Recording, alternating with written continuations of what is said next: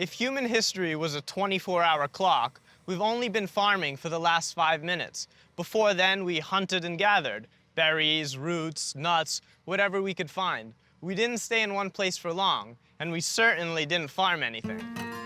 One of the undeniable facts of life is that no matter how much you have eaten in the past, sooner or later, you're going to be hungry again. That is a beautiful dessert.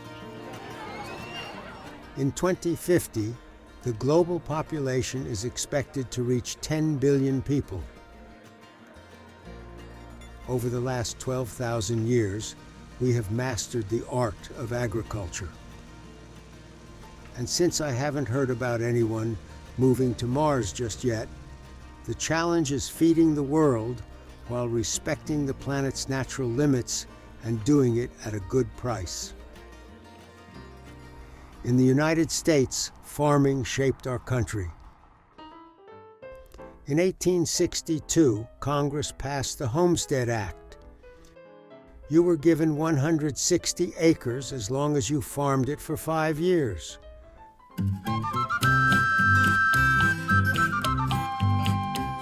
The law was signed by President Lincoln with the encouragement of Northern interests. They wanted the land to be farmed by the farmers who owned it and not by plantation owners using their slaves. If you farmed it, you kept it. That was the deal. These days, most farms in the United States are family-owned and passed down from generation to generation. So, Dad, where's my farm? I'm not quite sure you're ready for that just yet. The average farmer is 58 years old and works 12 to 18 hours a day. They must quickly adapt to changing weather, variations in landscape, and soil quality. With limited opportunities for experimentation, precision and consistency are the key. To understand how farming became what it is today, I traveled to Illinois, the birthplace of modern agriculture in the United States. Tell me a little bit about the history of why farmers moved out west. Well, farmers were looking for land, they were looking for opportunity, and just really to make a better life for their families. Neil Dahlstrom is an author and archivist at John Deere, one of the world's largest agricultural companies. He is an expert on farming history. There's not a lot of extant information from John Deere himself. There's only a few letters in his own hand. We have 6 or 7 known photographs of John Deere during his lifetime. We also have some miscellaneous items. One of my favorites is John Deere's 2-piece wool bathing suit, which was kept by the family and passed down over the years until it was donated to John Deere as part of our collection. After learning that Mr. John Deere was a modest 2-piece swimsuit user, Neil explained the history of farming in our country. Really, farmers were looking for economic opportunity. Land was scarce in the East, and they were looking for new opportunity. There was a financial depression in the 1830s. They called it a panic at the time. So even someone like John Deere, who had a successful blacksmith business, was having a hard time making ends meet. That's why a lot of farmers moved west. Neil, pizza is not the only sticky thing in the Midwest. What was the problem that farmers had? Problem in the Midwest is sticky, thick soil. And tell me, what did John Deere do back in 1837? Well, John Deere heard grumblings of local farmers, and he solved that problem with an innovative new steel plow. And that's a replica of one of them right there? That's right. This is a replica of that first steel plow. It's missing its handles, but it's got a steel mold board, and the soil would slide right off of that.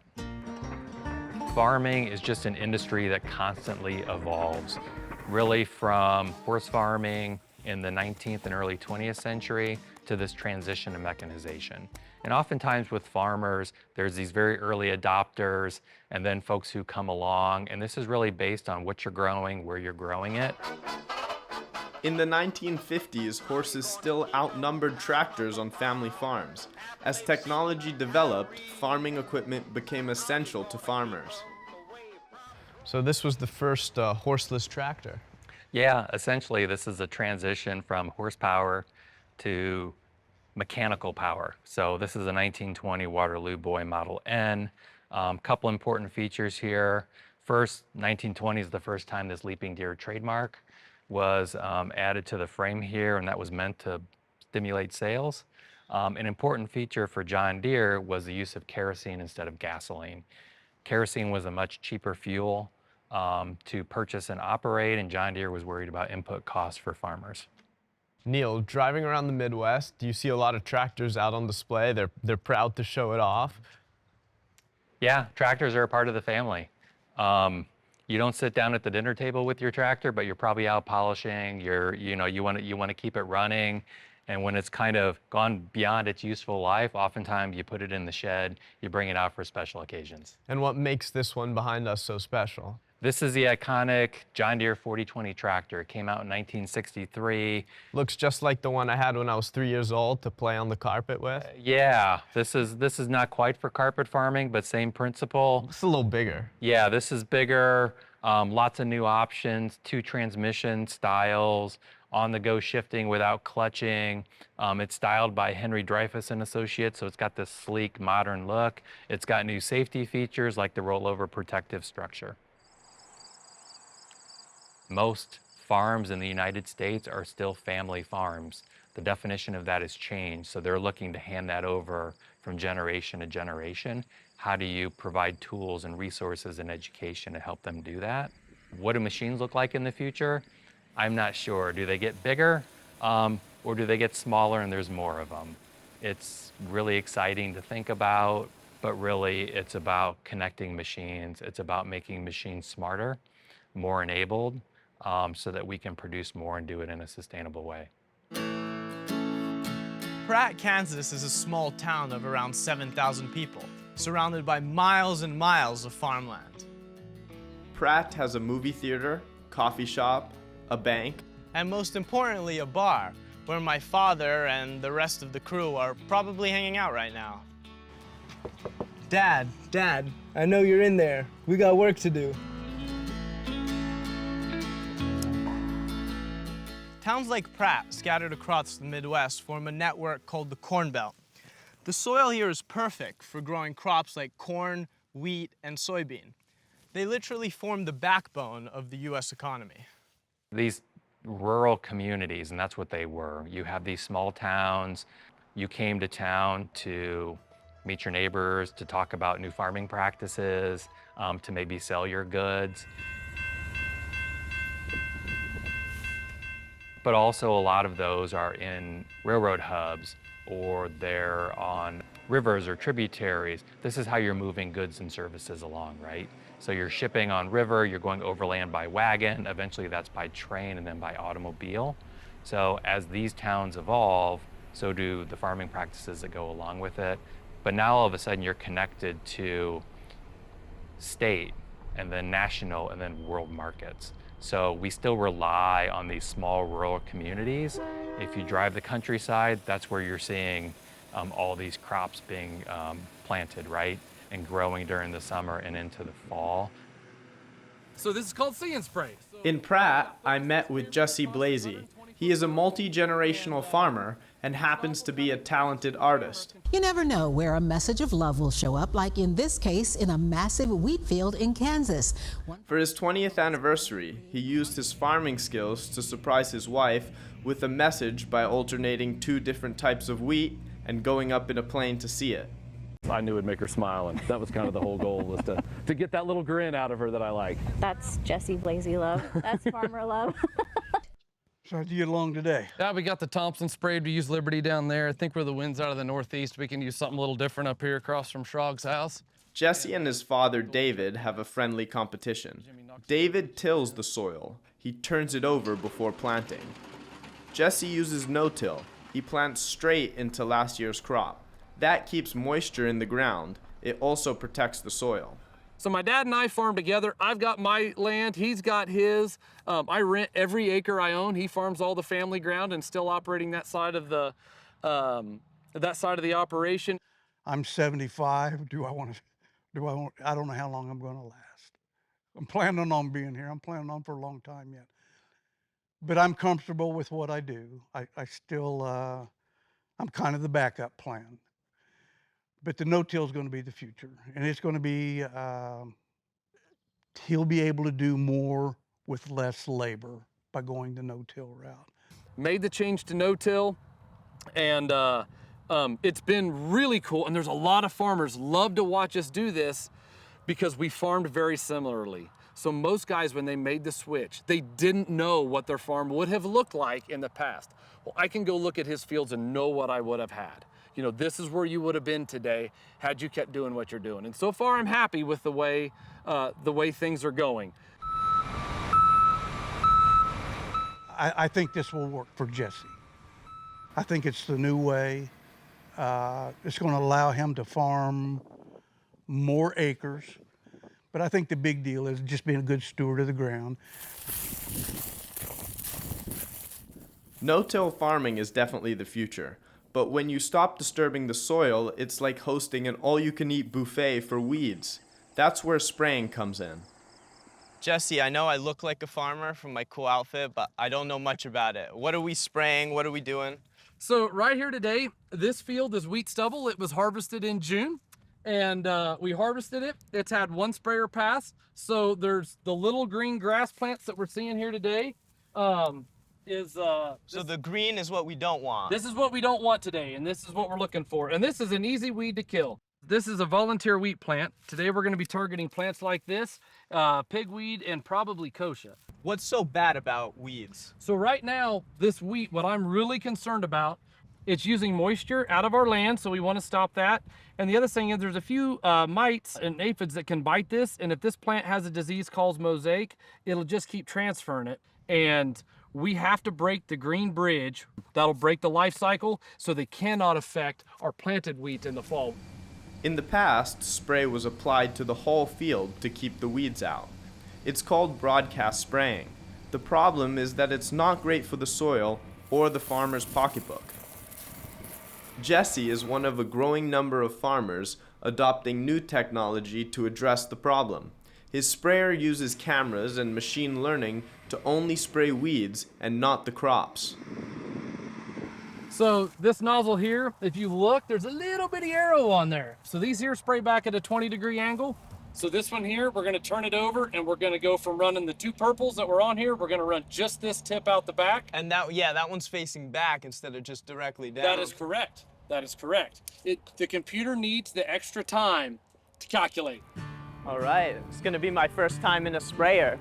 Well, at least it's air conditioned in there. It'll be nice. That's a nice relief. Yeah.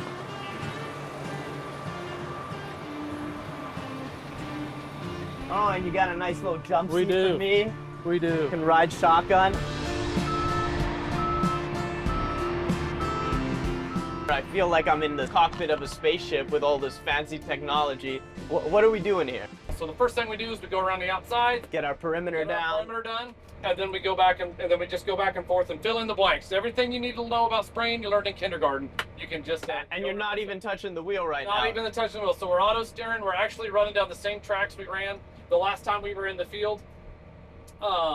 And we can we've shifted over just a little bit. So But, everyone flexing, they have like auto steer car, auto steer Tesla. Yeah, there was farm equipment before that. We've been doing this for 20 years. And the thing about it is we're running a signal. We know where we're at within an inch. Yeah, because if you're overpassing, right, you're spraying it twice, you're losing money, more chemicals, it's bad for the environment. Exactly. It's like if it thinks we're like 2 feet north of where we are, it's going to overlap 2 feet on the north side of the field and leave a 2-foot skip on the south side of the field. And if you're farming 10,000 acres, it adds up pretty It adds up. quickly. We don't want any skips. When we leave the field, I don't want to come back. So yeah, so now we're in the see and spray mode, and right now we've got it really set up sensitive. So you can see as I'm bouncing across here, this is the only place we're spraying. Wow, Okay. look at that. Yeah, it's shutting off and on. Shutting off and on as we go. And if it sees anything purple out there, it's going to spray it. Let's go ahead and we'll look at camera That one is on it. awesome, watching it turn on and off. And usually it would just be spraying everything. All the time. All the time. So this is what it knows. So that's the new tech. This is the new tech. Right now we're saving 51%. So we're spraying 49% of this field. So only half of it's actually being sprayed. That is And correct. 10 years ago, if you were doing this, All of it would have been sprayed. Sustainable agriculture focuses on farming methods that don't damage our planet and save money. This ensures that down the road we don't run out of food.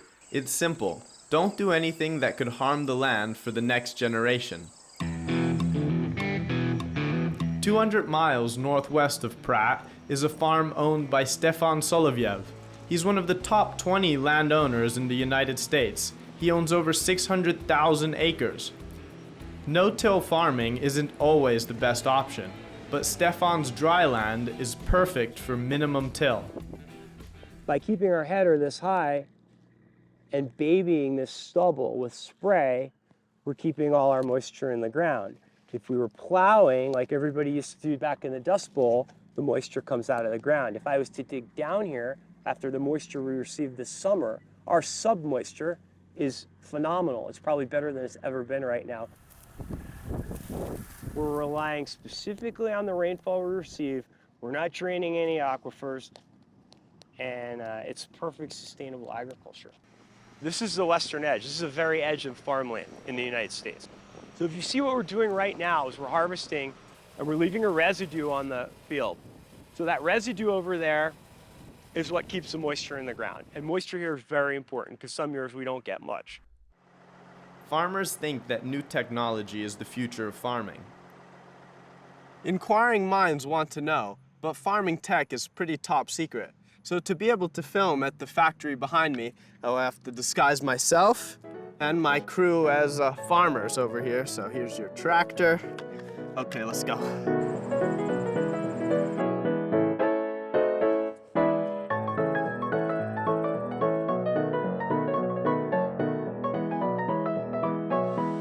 Our disguises were not very effective, but they were nice enough to show us around anyways. The factory used to be owned by the Department of Defense. At its peak, it employed 19,000 people and produced 7 million ammunition cartridges a day. Since it was during World War II, many women worked on the assembly lines since the men were away fighting. This boom's constructed of steel. We're working on some other technologies where we use carbon fiber. John Schweitzer is the manager of application engineering. He works on developing new technology that makes farming more sustainable through precision application. Precision application is really applying nutrients, seed, fertilizer, herbicides in a method where it's the right product at the right location, the timing's at the right moment, and also the rate is what we'd like to achieve. Today at Des Moines Works, they build sprayers that use GPS, cameras, and artificial intelligence to apply nutrients and herbicides with precision. The site covers about 2.5 square kilometers, or for my American audience, the size of 450 football fields. Sprayers are built in an assembly line. They start off with the main frame. They add the hoses, wiring, cabs, skid solution, booms, cameras, and finally the computers. But there's a big difference between the farm equipment of yesterday and the machines they're building today. Utilizing a see and spray system reduces the amount of herbicide applied and lessens that risk of off-target movement. Broadcast application can lead to the herbicide moving off target. This can happen through a number of ways. So one, it can be drift, or it can move through the water either in runoff or leaching into the ground. Today, the factory employs around 1,500 people and is a large part of the local economy. John believes that the factory's Midwest location is key to its success. By building more sustainable machines, they can help feed our growing population. Today we're focusing on weeds in certain crops, those being like corn, cotton, soybeans. In the future, we look to move to other crops like wheat. We also have the potential to be able to identify intelligently fungus, insects in the field, so it can move far beyond weeds and help improve the customer's economics.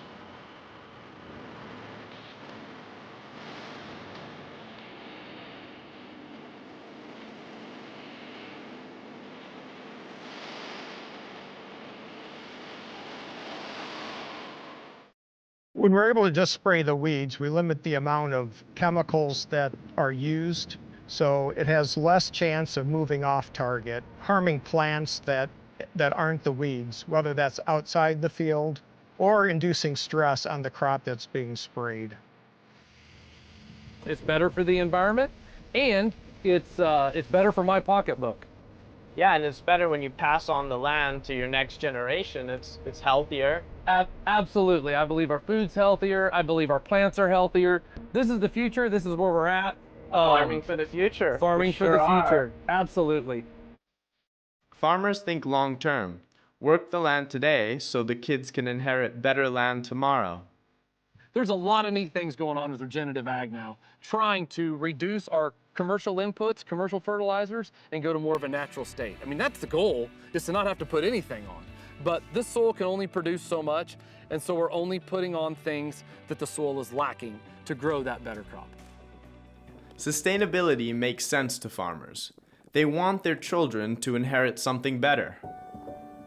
Every farm out here, we want to hand it on to the next generation. I don't know why there's some sort of longing. You want to hand that down to the next generation. You want it to be better than when you've got it. This is a calling. When I got married and told my wife, that I'm farming and ranching, I told her as long as I can keep the bills paid. I never, in my wildest dreams, ever thought I'd be able to buy a brand new tractor. I never thought I could ever buy a piece of ground. And I own 1,800 acres now, and it's all come true. But I want to pass it on. I mean, when you own a piece of land, when you have a piece of land that's feeding your family, I mean, you fall in love with this land, or I have. I mean, it's just a dream come true. Like Nicholas, I grew up in New York City. Farming wasn't something I thought much about. Diners and corner delis were my favorites. As I traveled and learned more, I began to understand how essential American farmers are. They grow the food we eat every day, and they care for the land. There's an old saying, we don't own the land, we borrow it from our children. And with 10 billion people expected to share this planet by 2050, what happens on these fields matters more than ever. Feeding the future generations will take more than machines. It will take respect for the land and for the people who work it. If the people we met while filming this program are any indication, we're on the right track. Thanks for joining us for the history and future of farming. I hope you'll join us next time for Travels and Traditions. I'm Nicholas Wolf. But wait, there's more.